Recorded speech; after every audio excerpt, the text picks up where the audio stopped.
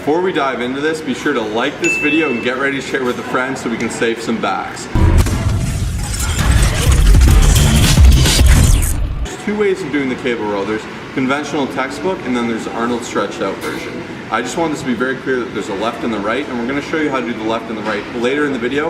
But first, let's identify some common mistakes. Okay guys, common mistake number one I see is far too many people aren't getting a full range of motion. I see guys coming to the gym feeling like they're super big, doing the full stack, when realistically they're not actually properly elongating their arms. They're doing half reps, they're cheating their way, thinking they're growing a bigger back when realistically they're just killing their gains. So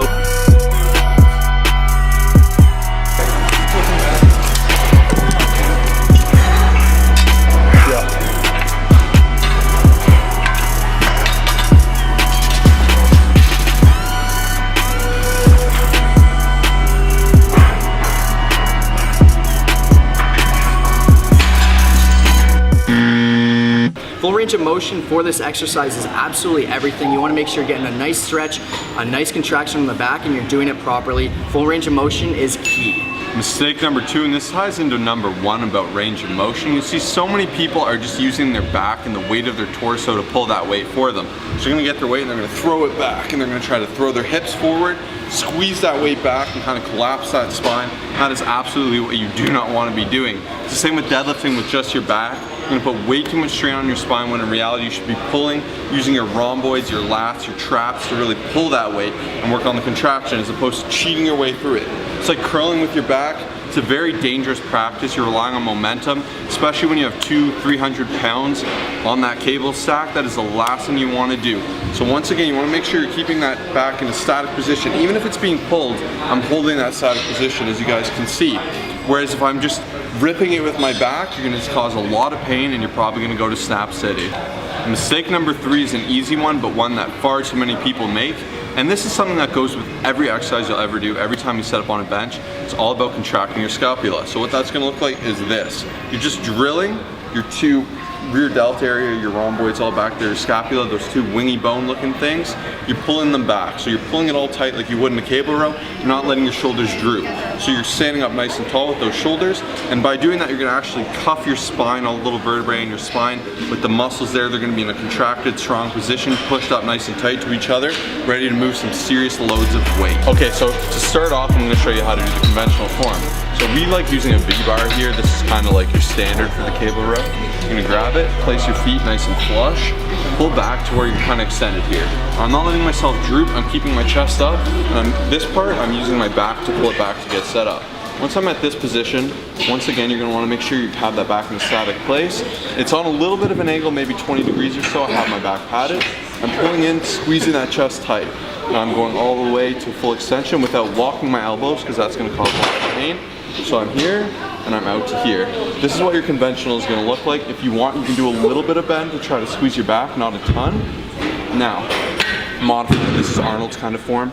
Now, key thing to make here is you always need to make sure that your rhomboids are pushed back, right? You're contracting that scapula.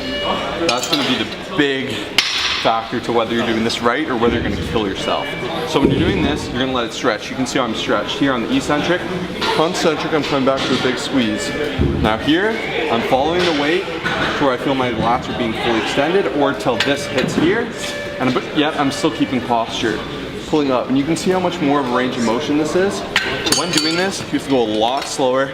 As you guys can see in some other videos of me, I'm using a good weight, but I'm keeping it under control. I'm getting a crazy contraction. It's all about coming back from that big squeeze and pushing everything together, getting a nice thick back. If you want to look thick, solid, and tight like my boy KG in this clip, that's what you got to get done. So hopefully that helps you guys out. We decided to include Mr. Barbell himself, Scotty Herman, and exercise number one we're showing you today is the single arm cable row, and it's without a doubt our favorite alternative to the actual seated row. It's an exercise that we often toss in on top of the seated row or just simply substitute in for. And some of you may be wondering, why is Scott using momentum within this exercise? And we're gonna link down below his cheat and recover method where he talks about the new style of training that he's going to be utilizing. With that being said, a couple things you want to keep in mind is you want to make sure to keep your torso upright, your back straight, and you want to make sure not to let the weight pull you to one side while doing this exercise. Highly recommend putting in your routine. Variation number 2, we have the wide neutral grip seated row. Now what you want to keep in mind is that you're going to be pulling the bar slightly below the pec line. So I'm a huge fan of this neutral grip bar that we're using, mainly because I can keep my forearms in a nice parallel form, whereas a lot of other neutral grips that you're going to be using are out super wide, and you're not going to be able to get as good of a contraction using that. Last but not least, we are doing the wide grip seated row for variation number 3. You're gonna wanna use the lat pull down bar for this exercise, and by doing it with this nice pronated wide grip, you're gonna be targeting the lats a bit more throughout the movement. You wanna make sure that you are squeezing your shoulder blades together and you're getting a nice full range of motion like we've talked about a bunch of times in this video. Okay guys, we really hope you enjoyed this video, and we hope that you can take your seated row form to the next level and make sure you're not getting injured. Please comment down below the most common mistake you guys see when people are executing the seated row. Make sure to smash that like button so we can get the video to more people. Subscribe if you haven't already, and we'll see you in the next video. Peace out. Oh, by the way, click the link down below to see our full playlist of how-to fixes, and check them all out. Peace out, guys.